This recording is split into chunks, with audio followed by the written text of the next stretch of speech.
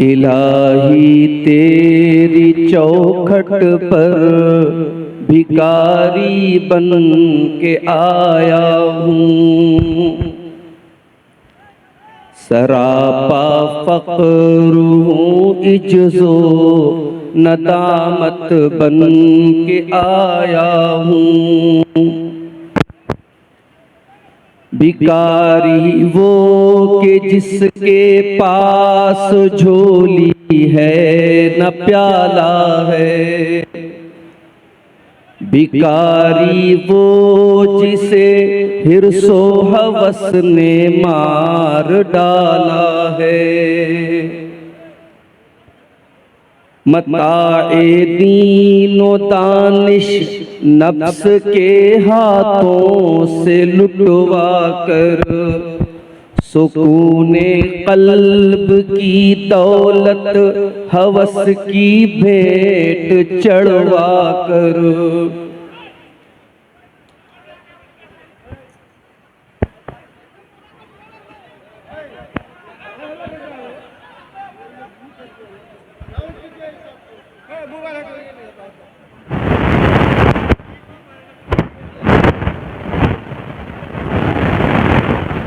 ये देखिए, ये थोड़ा हल्का नीचा कर दीजिए और हंगामे की बाइस ना बनाइए। मौलाना को शांति बनाएंगे तब ना तकरीर करने का मौका मिलेगा। ऐसे चारों तरफ हंगामा करते रहेंगे तो कैसे बयान देंगे। इसलिए आप हजरात शांति बनाएं, उनके बाद मौलाना का बयान सुने शांति से।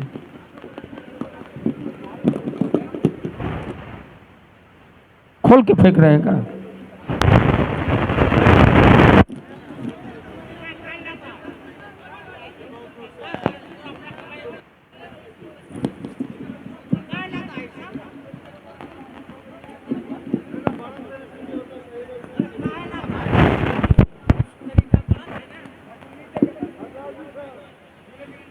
देखिए, आप हजरात शांति बनाए रखें और शांति से मौलाना मोहतरम की तकरीर को सुने। और स्टेज से गुजारिश है बसत अदब व एहतराम कि भीड़ ज़्यादा हो गया है, स्टेज उतना मजबूत नहीं है कि टूट हो जाए तो बेइज्जती की बाइस होगी। इसलिए जिनकी ज़रूरत ना महसूस करें वो निकल सकते हैं बसत अदब व एहतराम। मैं कैसे कहूँ कि आप हजरात में से कुछ निकल जाइए, इसलिए ख्याल करते हुए, लाजो लिहाज करते हुए कुछ लोग निकल जाएं तो अच्छा रहेगा। कौन? बनी इसराइल माँ के नाम पर 400 रुपया, इसको अल्लाह 4 लाख समझ के कबूल फरमा, इसको बढ़ा दीजिए।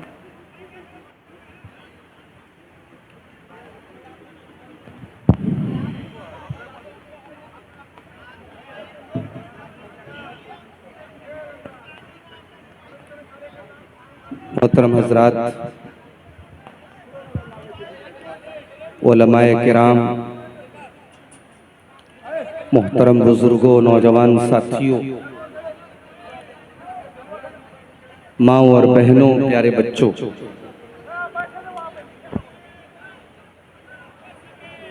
आज का ये प्रोग्राम आपके इलाके के बड़े तारीखी प्रोग्रामों में से एक है। अवामुन्नास की इतनी बड़ी भीड़ बहुत कम प्रोग्रामों में इस इलाके में नजर आती है।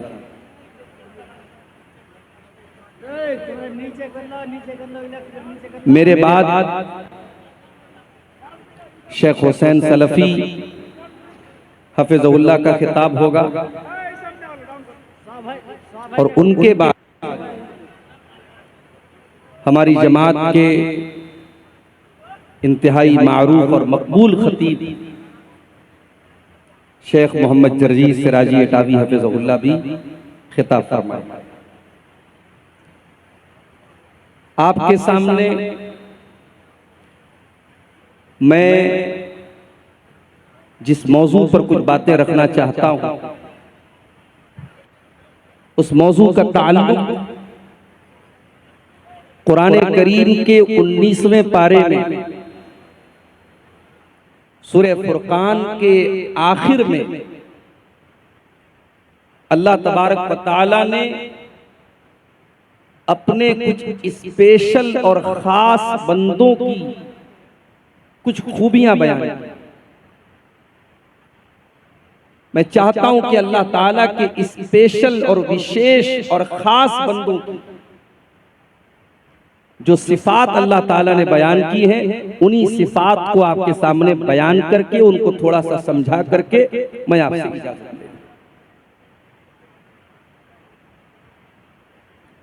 कुरान करीम का 19वां पारा, सूरह फुरकान की आयतें हैं। कुरान पढ़ा जा रहा है, बड़े गौर से सुनिए। व इबादुर रहमानिल्लज़ीना यमशूना अलल अर्दि हौना व इज़ा खातबहुमुल जाहिलूना क़ालू सलामा। रहमान के बंदे वो हैं, अल्लाह के बंदे वो हैं जो जमीन के ऊपर नर्म चाल चलते हैं। अच्छा, अल्लाह ने ऐसा क्यों बोला कि रहमान के बंदे ऐसे? क्या एक गुनाह करने वाला, एक गलत काम करने वाला, एक अल्लाह तबारक व तआला के साथ शिर्क करने वाला, क्या वो अल्लाह का बंदा नहीं है? बंदे तो सब अल्लाह का। लेकिन जिस तरीके से हम अपनी जबान में किसी बाप के 5 बेटे होते हैं, तो जो एक बेटा बहुत लायक होता है, अपने माँ बाप का बहुत फरमा बरदार होता है, अपने माँ बाप की उम्मीदों पर खरा उतरता है, तो माँ बाप बड़े फख्र से कहते हैं मेरा बेटा तो वो है। इसका मतलब ये नहीं होता कि बाकी उसके बेटे नहीं है। इसका मतलब ये होता है कि मेरा बेटा कहलाने के लायक हकीकत में वो बेटा है जो बहुत लायक है। वही बात अल्लाह ताला यहां कह रहा है, व इबादुर रहमान के लजीना यमशूना अलल अर्दि हौना, जो जमीन के ऊपर नर्म चाल चलते हैं, अहंकार नहीं करते, तकब्बुर नहीं करते, गुरूर नहीं करते, घमंड नहीं करते। उनकी चाल बताती है कि ये घमंडी लोग नहीं है, ये तकब्बुर करने वाले लोग नहीं है, ये तवाज़ो वाले लोग हैं, ये अपने आप को छोटा समझते हैं। इंसान तकब्बुर करे तो किस बात पर करे? इंसान अपनी पैदाइश पर गौर करे, इंसान पैदा कैसे हुआ? अयहसबुल इंसानु अन युत्रका सुदा अलम यकुन नुतफतम मिन मनिय्यिन युमना थुम्मा काना अलक़तन फखलक़ फसव्वा। ऐ इंसान, जरा तू अपनी पैदाइश के ऊपर गौर कर, जरा तू अपनी सृष्टि के ऊपर गौर कर, अपनी तख्लीक के ऊपर गौर कर। तू पैदा कैसे किया गया? तू एक मनी के कतरे से, एक स्पर्म की बूंद से तुझको पैदा किया गया, और फिर तू एक जमा हुआ खून बन गया, फिर तू गोश्त का लोथड़ा बन गया, फिर तू जीता जागता इंसान बन गया। ऐ इंसान, एक हकीर पानी के कतरे से पैदा होने वाले इंसान, तू अपनी जात पर गुरूर क्यों करता है, तकब्बुर क्यों करता है? इंसान किस बात पर तकब्बुर करता है? अगर इंसान को अपनी दौलत पर तकब्बुर है तो इंसान याद रखे, इस दुनिया में बहुत बड़े बड़े दौलतमंद आए। बहुत बड़ा दौलत वाला था कारून, इतनी दौलत थी कारून के पास के कुरान कहता है व आतैनाहु मिनल कुनूज़ि मा इन्न मफातिहहु लतनू बिल उस्बति उलिल कुव्वा। हमने कारून को इतनी दौलत दी थी, इतना खजाना दिया था कि कारून के खजानों की चाबियों को बहुत सारे पहलवान बड़ी मुश्किल से उठाते थे। अंजाम क्या हुआ कारून का? कारून को अपनी दौलत पर बड़ा नाज था, बड़ा गुरूर था, बड़ा तकब्बुर था। अंजाम क्या हुआ?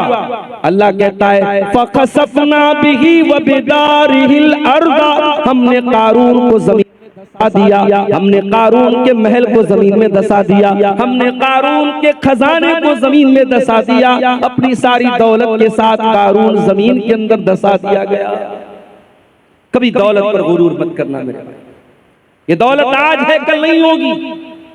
बड़े बड़े करोड़पति अरबपति लोग आज भिखारी बन गए, आज दूसरों के मोहताज बन गए, और जो कल तक भिखारी थे, फकीर थे, आज वो करोड़पति बन गए।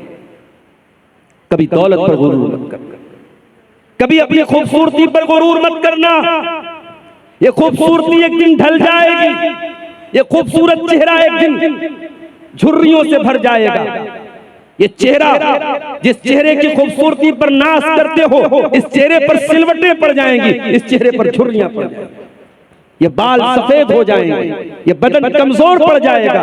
ना अपनी खूबसूरती पर गुरूर करो, ना अपनी ताकत पे गुरूर करो, ना अपनी दौलत पे गुरूर करो। अल्लाह ताला कहता है मेरे स्पेशल बंदे वो हैं जो जमीन के ऊपर तकब्बुर नहीं करते, गुरूर नहीं। इसीलिए अल्लाह ताला कुरान के 15वें पारे में फरमाता है वला तमशी फिल अर्दी मरहा, जमीन में अकड़ करके न चला करो। इन्नका लन तखरिकल अर्द वलन तबलुगल जिबाल तूला, ना तो तू जमीन को फाड़ सकता है, ना तू आसमान की पहाड़ों की बुलंदियों पर चढ़ सकता है। ऐ इंसान, तू अकड़ करके क्यों चलता है, तू तकब्बुर क्यों करता है? 4 पैसे आ गए, जरा सी समाज में इज्जत मिल गई तो अपने स्टेटस पर, अपने मकाम पर, अपने ओहदे पर, अपनी कुर्सी पर कोई गुरूर न करे। गुरूर करना इब्लीस का तरीका है, तकब्बुर करना इब्लीस का तरीका है, और अपने आप को डाउन रखना, अपने आप को कमजोर समझना, अपने आप को छोटा समझना, ये नबियों की सुन्नत है मेरे प्यारे साथ। अरे भाई इतना बोल रहे तो नीचे कर दो भाई, क्यों बिला वजह की टेंशन पैदा कर? जो थोड़ा ऊंचा स्टैंड थोड़ा नीचा करो, थोड़ा नीचा करो। तकब्बुर करना और गुरूर करना ये शैतान की अलामत है मेरे प्यारे से। अल्लाह फरमाता है व इबादुर रहमानिल्लज़ीना यमशूना अलल अर्दि हौना, अल्लाह के खास बंदे वो हैं जो जमीन के ऊपर नर्म चाल चलते हैं, जो जमीन के ऊपर तकब्बुर नहीं करते, घमंड नहीं करते। अच्छा, यहां एक सवाल पैदा हो, एक इंसान अच्छा कपड़ा पहनता है, नया जूता पहनता है, अब वो घर से बाहर निकला, उसका कपड़ा खूबसूरत है, उसका जूता खूबसूरत है। अब कोई दूसरा आदमी ऐसा मिल गया जिसका कपड़ा उतना अच्छा नहीं है, जिसका जूता उतना अच्छा नहीं है। अब जाहिर है एक नेचुरल बात है, एक प्राकृतिक बात है, कुदरती बात है, जब आप अपने से कमजोर इंसान को देखेंगे, अपने से कमतर इंसान को देखेंगे, आपका कपड़ा कीमती है, आपका जूता कीमती है, तो आपके दिल और दिमाग में कहीं ये बात आ सकती है कि मैं इससे अच्छा हूं, मैं इससे खूबसूरत हूं, मैं इससे बेहतर हूं। तो क्या ऐसी थिंकिंग का पैदा होना, ऐसे विचार का दिमाग में आना, ऐसी सोच का दिमाग में आना, क्या ये भी तकब्बुर है? आइए एक हदीस पढ़ के सुनाता हूं। अल्लाह के नबी फरमाते हैं जिस इंसान के दिल में जर्रा बराबर तकब्बुर होगा वो जन्नत में नहीं जाएगा। सहाबे किराम दहल गए, सहाबे किराम कांप गए, अल्लाह के रसूल, जर्रा बराबर जिसके दिल में तकब्बुर होगा, अहंकार होगा, घमंड होगा, गुरूर होगा, वो जन्नत में नहीं जाएगा। ऐ अल्लाह के नबी, हम में से हर इंसान चाहता है उसका कपड़ा अच्छा हो, हर इंसान चाहता है उसका जूता अच्छा हो, अच्छा जूता पहन के निकले, अच्छा कपड़ा पहन के निकले। अब किसी दूसरे को देख करके अगर अपने आप को बड़ा समझ लिया तो ऐ अल्लाह के नबी, ये तो बड़ा घाटे का सौदा है। एक जरा सा तकब्बुर पैदा होगा और इंसान जहन्नम में चला जाएगा। आपने फरमाया ऐ मेरे सहाबा, तकब्बुर ये नहीं है कि इंसान अच्छा कपड़ा ना पहने, तकब्बुर ये नहीं है कि इंसान अच्छा जूता ना पहने। आपने फरमाया इन्नल्लाह जमीलुन युहिब्बुल जमाल, अल्लाह ताला खूबसूरत है और अल्लाह ताला खूबसूरती को पसंद करता है। ये बड़ी प्यारी बात है। अल्लाह ताला खूबसूरत है, साहिबे जमाल है, अल्लाह जमील है और जमाल को पसंद करता है। कभी गौर कीजिए अल्लाह ताला की कायनात कितनी खूबसूरत है। ज्यादा दूर न जाइए, आप अपने गांव में निकल जाइए, खेतों और खलियानों पे जाके देखिए, गंगा के किनारे जाके जरा देखिए सूरज के डूबने का मंजर, जरा किसी नदी और पहाड़ के करीब जाके देखिए, दुनिया की सारी खूबसूरती फेल है मेरे प्यारे साथियों, अल्लाह ताला के क्रिएशन की खूबसूरती, अल्लाह की कुदरत की खूबसूरती के आगे दुनिया की सारी खूबसूरती फेल है। अल्लाह खूबसूरत है और अल्लाह ने इस कायनात को बहुत खूबसूरत बनाया है। आप अच्छा कपड़ा पहने, अच्छा जूता पहने, इस्लाम को इस पर कोई आपत्ति नहीं है। अल्लाह ताला के नजदीक इसमें कोई हर्ज की बात नहीं। फिर तकब्बुर क्या है?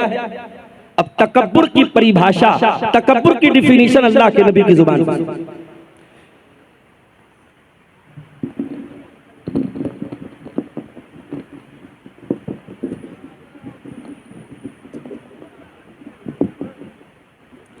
अल्लाह के प्यारे नबी ने फरमाया, अल किब्रु बत्रुल हक़्क़ि व गम्तुन नास, तकब्बुर ये है कि तुम हक बात को कबूल न करो, सच्चाई को कबूल न करो। तुम्हारे सामने सच्चाई पेश की जाए, हक बात पेश की जाए और फिर भी तुम हक बात को कबूल न करो, ये तकब्बुर है। व गम्तुन नास, और तुम लोगों को हकीर समझो, लोगों को अपने से छोटा समझो, लोगों को के ऊपर अपने आप को ऊंचा समझो, सुपीरियर समझो, ये तकब्बुर है। और इस तकब्बुर को अल्लाह माफ नहीं करेगा। तो रहमान के बंदे जब जमीन पर चलते हैं तो नरम चलते हैं, ये उनकी पहली पहचान। दूसरी पहचान, व इज़ा खातबहुमुल जाहिलून क़ालू सलामा, और रहमान के बंदों की दूसरी पहचान ये है, जब जाहिल उनके मुंह लगते हैं, जब जाहिल उनसे कन्वर्सेशन करते हैं, जब जाहिल उनसे बातचीत करते हैं और जिहालत में उतर जाते हैं, तो ईंट का जवाब पत्थर से नहीं देते, वो शेर का जवाब सवा शेर से नहीं देते, वो जाहिल का जवाब खामोशी से देते हैं, वो सलाम कह करके आगे गुजर जाते हैं। भाई हमारा मिजाज क्या है? हमारा मिजाज तो यही है कि हम किसी से कम थोड़ी, उसने हमें कैसे बोल दिया, उसने हमें कैसे उल्टा सीधा बोल दिया, हम तो ईंट का जवाब पत्थर से देंगे, हम तो शेर का जवाब सवा शेर से देंगे। नहीं, अल्लाह कह रहा है कि मेरे स्पेशल बंदे ऐसे नहीं। वइज़ा खातबहुमुल जाहिलून क़ालू सलामा, वो जाहिल का जवाब जिहालत से नहीं देते, वो गलत का जवाब गलत से नहीं देते। हमारी अक्सर लड़ाई क्यों होती है? हमारी रिश्तेदारियों में जो फूट पड़ती है, जो दुश्मनी होती है, क्यों होती है? उसने मुझे बोल दिया, उसने मुझे ऐसा कह दिया, उसने मेरे साथ ऐसा कर दिया, उसने अपनी लड़की की शादी में मुझको नहीं बुलाया, उसने अपने यहाँ दावत में नहीं बुलाया, हम भी नहीं बुलाए। यही तो होता है। अल्लाह के नबी के पास एक आदमी आया, उसने कहा, अल्लाह के नबी, मेरे कुछ रिश्तेदार हैं, मैं उनके साथ अच्छा सलूक करता हूँ, व युसीऊना इलैया, वो मेरे साथ बुरा सलूक करते हैं। ऐ अल्लाह के नबी, मैं उनके साथ अच्छा मामला करता हूँ, वो मेरे साथ जिहालत का मामला करते हैं। मैं उनके साथ नरमी का मामला करता हूँ, वो मेरे साथ सख्ती का मामला करते हैं। आपने फरमाया, ऐ मेरे सहाबी, जब तक तू इस हाल में, जिस हाल में तू बता रहा है, तब तक अल्लाह ताला की तरफ से एक फरिश्ता बराबर तेरी मदद करता रहेगा।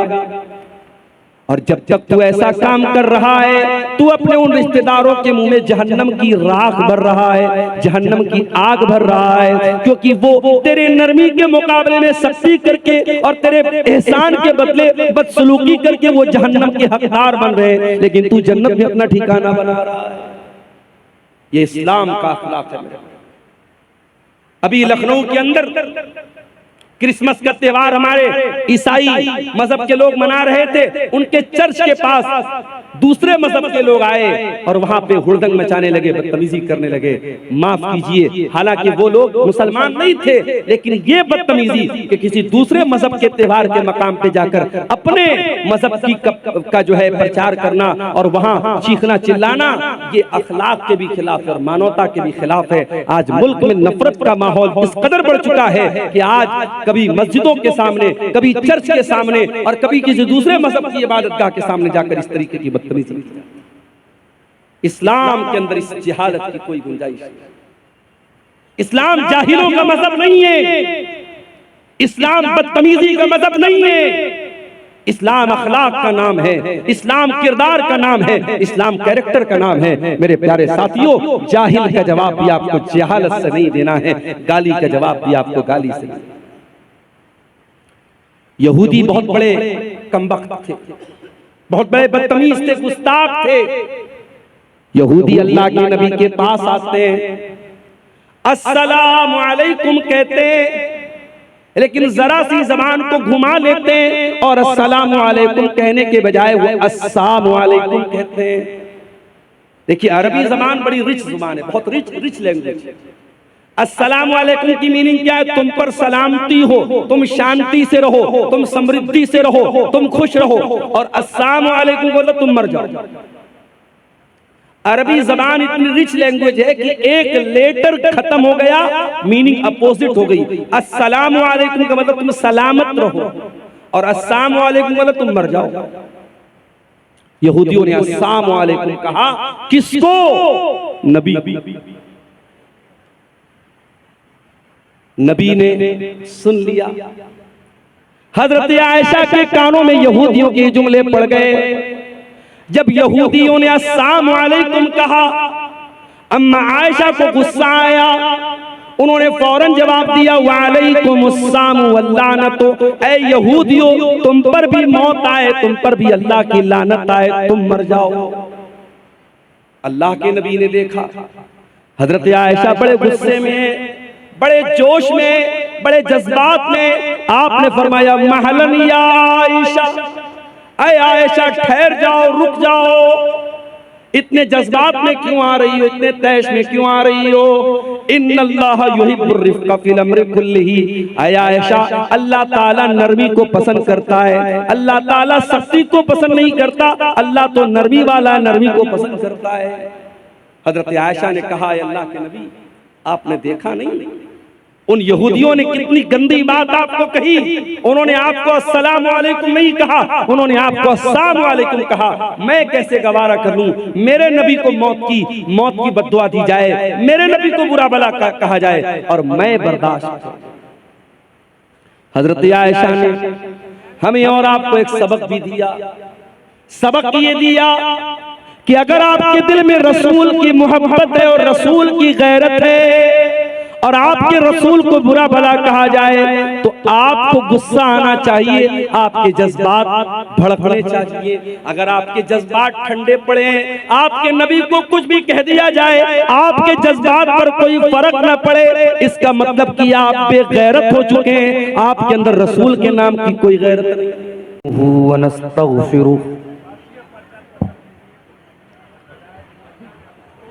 वनऊज़ु बिल्लाहि मिन शुरूरि अनफुसिना व मिन सय्यिआति अअमालिना,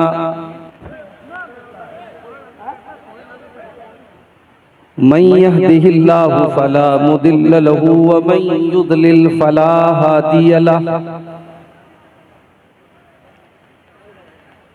व अशहदु अल्ला इलाहा इल्लल्लाहु वहदहु ला शरीक लहु, व अशहदु अन्न मुहम्मदन अब्दुहु व रसूलुहु। या अय्युहल्लज़ीना आमनु तक़ुल्लाहा हक़्क़ तुक़ातिही व ला तमूतुन्ना इल्ला व अंतुम मुस्लिमून।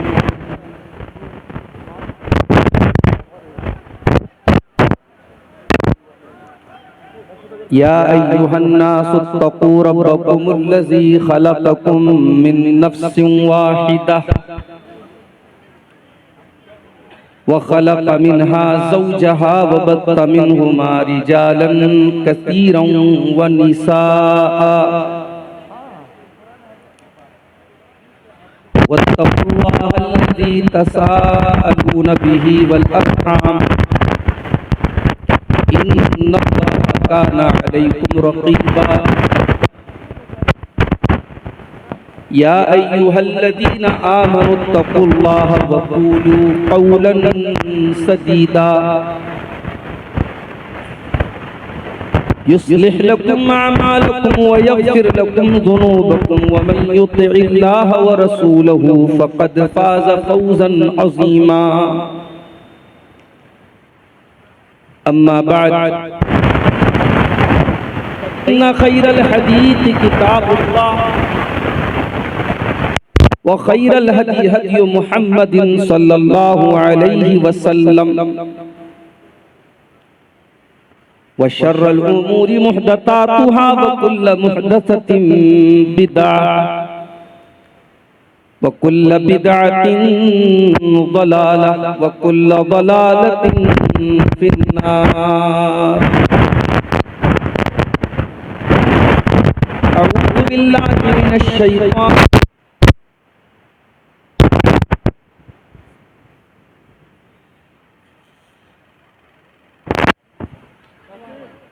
व इबादुर रहमानिल्लज़ीना यमशूना अलल अर्दि हौना व इज़ा ख़ातबहुमुल जाहिलूना क़ालू सलामा वल्लज़ीना यबीतूना लिरब्बिहिम सुज्जदन व क़ियामा। ए यूट्यूबर वाले आप हजरत बैठ जाइए नहीं तो हम बता देंगे। बैठ जाइए आप।